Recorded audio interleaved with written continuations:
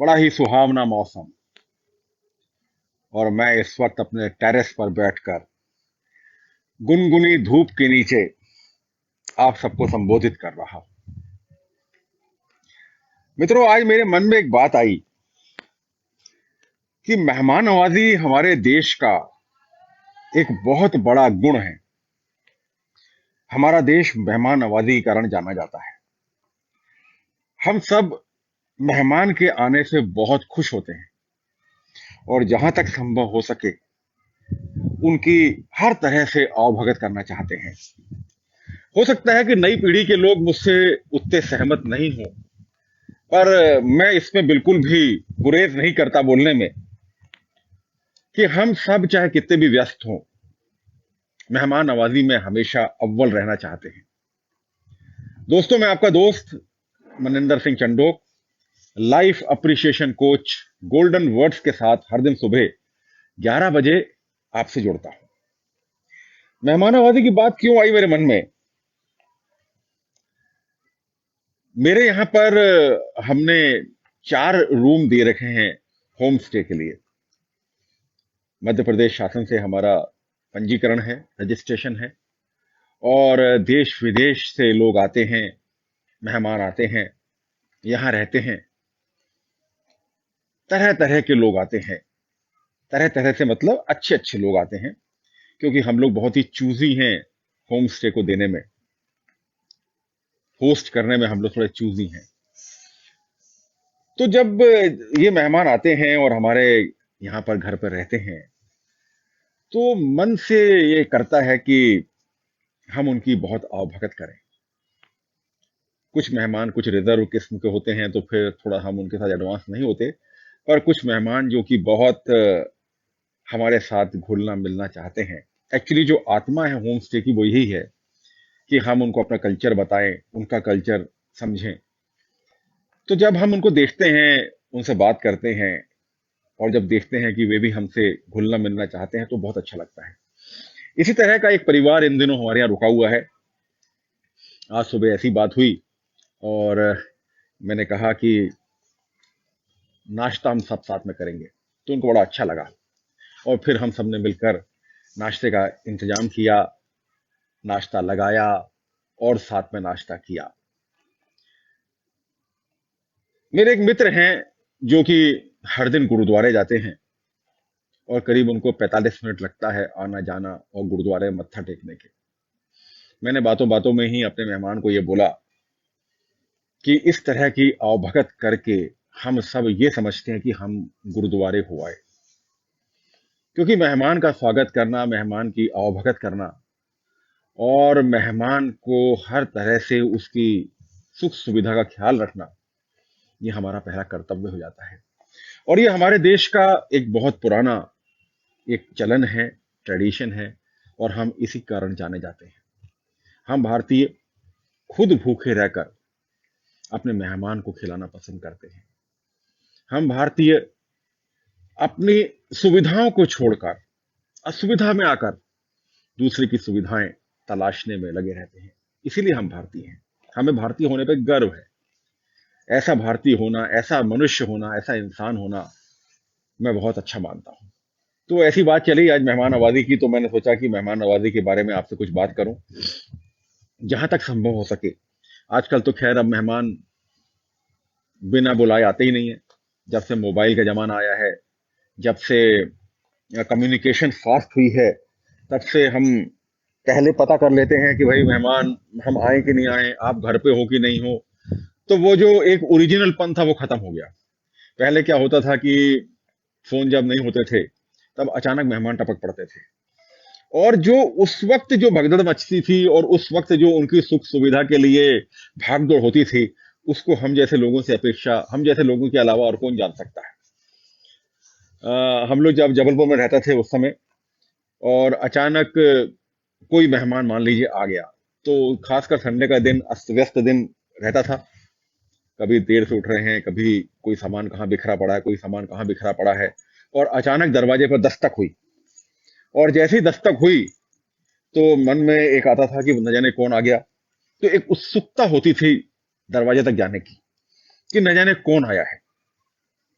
और जब दरवाजा खोलते थे तो जो एक मन से जो एक चाह, प्रेम निकलता था, वो अब देखने नहीं मिलता है।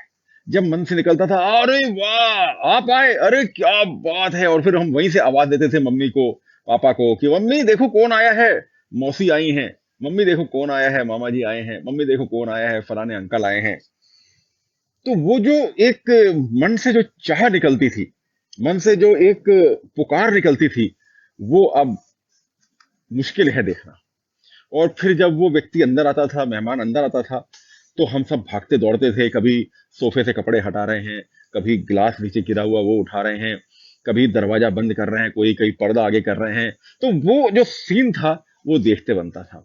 और वो जो प्रेम था, वे अकल्पनीय प्रेम था। उस प्रेम की तुलना आज के प्रेम से नहीं की जा सकती। अब आज तो क्या है कि मेहमान आने से पहले फोन कर देता है कि भाई मैं फलाने समय आ रहा हूँ।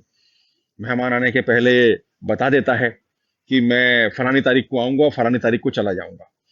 पहले तो ये नहीं होता था, पहले तो मेहमान के आने का भी पता नहीं होता था और फिर जाने का भी पता नहीं होता था। मेहमान ये नहीं बताता था कि मैं कब जा रहा हूँ। तो मेहमान नवाजी की जहां तक बात चल रही है, तो आज हमारे यहाँ जो मेहमान रुके हुए हैं, हम बहुत खुश हैं उनसे और चाहते हैं कि उनकी जितनी मेहमान नवाजी हम कर सकें, कर दें। तो ये कुछ बातें थी मेहमान नवाजी की। पुराने दिन तो चले गए अब, पर नए दिनों को भी आप किस तरह से अच्छा बना सकते हैं, ये भी हमें सोचना चाहिए। ठीक है, मेहमान भले ही फोन करके आए, पर मेहमान तो मेहमान होता है, उसकी पूरी आवभगत करना। और जब वो आए आपके घर में, तो आप अवश्य बोल सकते हैं कि मैं तो आपकी कब से वेट कर रहा था, मैं आपका कब से प्रतीक्षा कर रहा हूं कि आप कब आएंगे। आपने कहा था 3 बजे आएंगे, देखिए 3:15 बज गए, 15 मिनट ज्यादा हो गए, मैं आपकी कब से प्रतीक्षा कर रहा हूं। मतलब आप उत्सुकता जता सकते हैं, मेहमान को आने की जो एक खुशी है, वो आप जाहिर कर सकते हैं। तो ये तो हो गई मेहमान नवाजी। इसके अलावा एक बात और करना चाह रहा था कि हमारे धर्म के प्रवर्तक गुरु नानक देव जी का प्रकाश पर्व 19 नवंबर को धूमधाम से मनाया जाएगा। तो मैं कल से एक नई सीरीज आरंभ कर रहा हूं, जिसमें मैं अगले 14 दिन गुरु नानक देव जी के विषय में, रादर 15 दिन गुरु नानक देव जी के विषय में आपसे बातें करूंगा। मैं बताऊंगा कि उस महान संत का जन्म किस तरह से हुआ, कहाँ हुआ, क्या उनके जन्म के कुछ घटनाएं थी। मैं उनको कौतुक नहीं बोलूंगा, क्योंकि सिख धर्म में कौतुक का स्थान नहीं है, सिख धर्म में सत्यता का स्थान है। मैं आपको बताऊंगा कि किस तरह से गुरु नानक ने अपना जीवन, गृहस्थ जीवन व्यतीत किया, किस तरह से उन्होंने गृहस्थ में रहते हुए वे सब चीजें पाई और ऐसे उपदेश दिए, ऐसे कर्म किए कि जिससे आज वे भगवान की तरह नवाते हुए हैं। गुरु नानक का हमारे ऊपर बहुत बड़ा कर्म है, रहमो कर्म है। गुरु नानक और कबीर दास ये समकालीन थे। कबीर दास जी के ऊपर भी मेरी सीरीज तैयार हो चुकी है, बहुत जल्दी मैं उसको भी आपके सामने लेकर आऊंगा। पर चूंकि गुरु नानक का प्रकाश पर्व 19 नवंबर को हमारे सामने आ रहा है, तो मैं चाहता हूं कि ये 15 दिन हम गुरु नानक मय रखें, गुरु नानक के बारे में अधिक से अधिक जानें। गुरु नानक ने किस तरह से मानवता को क्या संदेश दिया, उसे जानकर हम लाभान्वित हों। ईश्वर कोई भी हो, चाहे गुरु नानक हो, चाहे यीशु मसीह हो, चाहे राम हो, चाहे मोहम्मद हो, कोई भी हो, ये सब प्रेम और भाईचारे का संदेश देते हैं। और सब धर्मों के अंदर संदेश एक ही प्रकार का है, उसे कहने का ढंग अलग अलग है। भगवान एक है, उस तक पहुंचने के रास्ते अलग अलग हैं, उनको समझने के रास्ते अलग अलग हैं, पर पहुंचा एक ही जगह जाता है, डेस्टिनेशन एक ही है। कोई भगवान ये नहीं कहता कि अपने पड़ोसी से या अपने मेहमान से आप शर्तों पर प्रेम करो। कोई कोई भगवान ऐसा नहीं कहता। कोई भगवान ये नहीं कहता कि आप खुद तो भरपेट खाओ और जो आपके यहाँ आए उसे भूखा लौटा दो। बल्कि कबीर दास जी ने ये कहा है कि साईं इतना दीजिए जामे कुटुंब समाए, मैं भी भूखा ना रहूं साधु ना भूखा जाए। कबीर दास जी बहुत प्रैक्टिकल चले, उन्होंने ये कहा कि मैं भी भूखा ना रहूं और साधु भी भूखा नहीं जाए। क्योंकि यदि हम ऐसा कहते हैं कि साहब मेरे को तो भूखा रख दो, पर मेरे जो मिलने वाला है या जो जिसको मैं कुछ देना चाहता हूं उसको भूखा मत रखो, तो ये एक तरह का आप दूसरे पे एहसान कर रहे हैं, और एहसान का किसी भी प्रेम में कोई स्थान नहीं है। तो गुरु नानक की शिक्षा हो, या गौतम बुद्ध की शिक्षा हो, यीशु मसीह की शिक्षा हो, मोहम्मद की हो, श्री कृष्ण भगवान की हो, राम जी की हो, सब शिक्षाएं एक ही संदेश देती हैं कि हम सब उस एक व्यक्ति के, एक भगवान के सब उपजाए हुए हैं, सब उत्पन्न किए हुए हैं, और सबका रास्ता एक ही है। सबका सबका डेस्टिनेशन एक ही है। रास्ते भले अलग अलग हों, डेस्टिनेशन एक ही है। तो हम ये देखेंगे कि किस तरह से गुरु नानक ने जो हमको गंतव्य बताया है, वहां तक कैसा रास्ता जाता है, कौन सा रास्ता जाता है, इसकी चर्चा करेंगे। गुरु नानक एक महान संत, पढ़ने की कोशिश करिए उनको, बहुत गहराई है उनके शब्दों में। बहुत सारे काम उन्होंने किए हैं, बहुत सारी मानवता की उन्होंने सेवा की है, मानवता को उठाया है। और उनकी बातें करके अगले 15 दिन तक मैं बहुत अपने आप को कृतार्थ, गौरवान्वित और विनम्र समझूंगा कि मैं गुरु नानक की बात आप तक पहुंचा पाया। तो बहुत बहुत धन्यवाद। आज इसी बात के साथ कि मेहमान नवाजी में हम पीछे नहीं रहें, सबसे आगे रहें। मेहमान नवाजी हमारा सबसे बड़ा गुण होना चाहिए। घर पर जो आए वे खुशी खुशी जाए।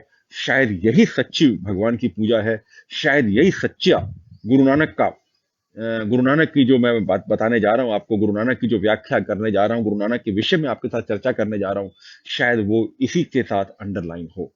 बहुत बहुत धन्यवाद। पुनः मुलाकात होगी।